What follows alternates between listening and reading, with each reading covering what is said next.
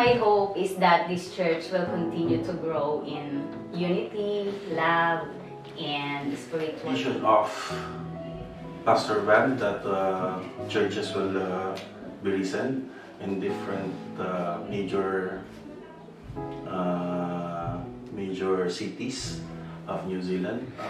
We hope for that one, and I hope for that one that it will come soon, and also the community that we are all hoping for, na a community where the HLC members live in unison in one place, so we don't need to like hop from one place to another. At least there is the community there.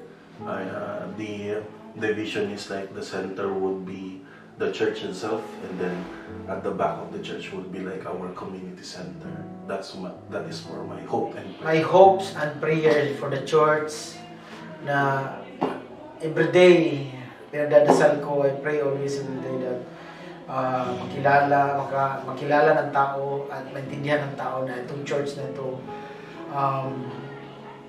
hindi naghahabol ng pira, tithes. No, they are not like that. They don't want also the pledges. They don't want also the no, what to call this one, money. They are just interested to save soul. Honestly, they are just interested to save soul. My deeply prayer that, you know, in my heart, sa lahat ng pinangarap ko na magkaanak pa, which is pinagdasal ko na magkaanak pa na lalaki, binigay niya. Tapos, hindi ako matinong tao noon, talagang buwang ako sa buwang. Pinagdasal ko rin na makasal kami, which is nangyari by the grace of God, dahil din sa pagdadasal ng church na nangyari. I'm willing, I'm praying na in time comes, in the right times, na pag dumami na ang church sa DCLC New Zealand, I'm willing to be a part of the solution na kung anong may tulong ko in the right time. Ako, looking forward ko para sa church na to na mas marami pang mag-build ng mas marami pang branch ng DHLC, not in New Zealand, also in the Australia, in the Philippines also, meron na. Amen. So, mas marami pang mas-save na soul. Na katulad namin na mas mapalapit pa sa kay God. Ang hope at pag-asa lamang talaga ay nasa Panginoon talaga, kumbaga. Pero ang prayers mismo na nangyayari dito sa loob ng church, dito mo matagpuan ang pag-asa at ang kinabukasan ng church ay kailangan magkakaroon ng pagkaisa at unity sa bawat isa. So ang prayer, ang hope na magkakaroon ng panalangin sa bawat isa para sa kinabukasan ng sambahan ay nasa atin mismo, sa ating manampalataya. Kung tayo nagkakaisa at nagkakaroon tayo ng pag-ibig at magmamahal at nagtutulungan, ay isa yung pag-asa sa ating church, sa ating sambahan. Mas maraming mga souls na makarating dito sa church natin, yung dito nililid ni Lord sa church natin na mag-grow, and we will journey together, and mas magiging united, mas mag-increase pa yung faith natin, and hopefully yung bawat isa sa atin maging bold enough to spread God's love, to spread God's word, to be part of the Great Commission. Then sana lumaki pa yung church na to, magkaroon ng mga branches. Then dumami yung member, na quality member. Then ayun nga, as pinagpipray natin na mag-prosper tayo, na makita ng iba na talagang yung Diyos na sineserve natin is with us. Then lumago tayo sa church na to, lumaki. Then magkaroon mag-branch out na talagang lumago na dumami tayo.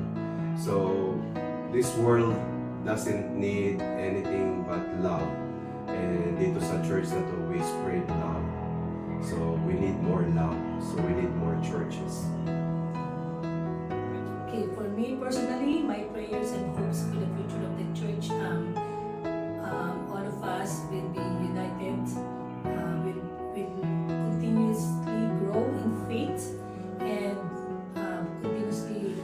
spread the love of the Lord and reach out all the people within Hamilton and will grow or expand within New Zealand.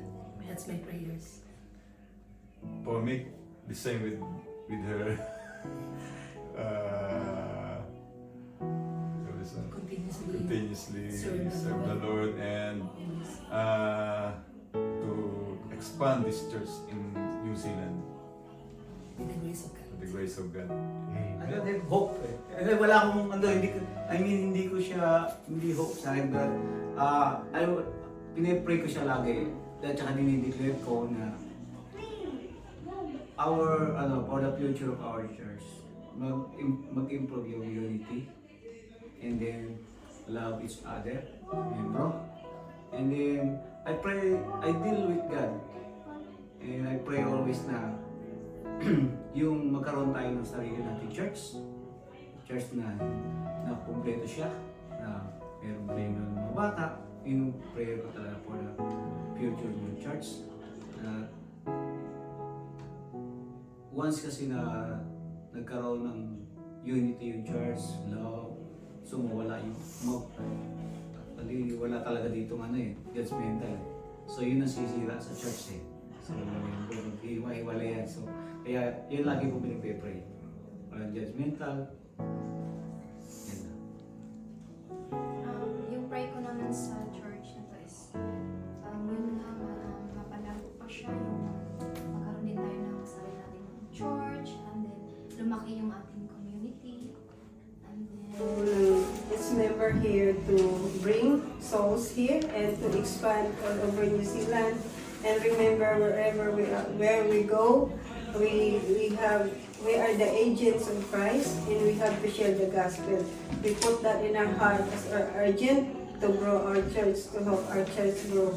And also, our goal is to always invite people to hear God's word. And it's a blessing that we have the church where we can take people here.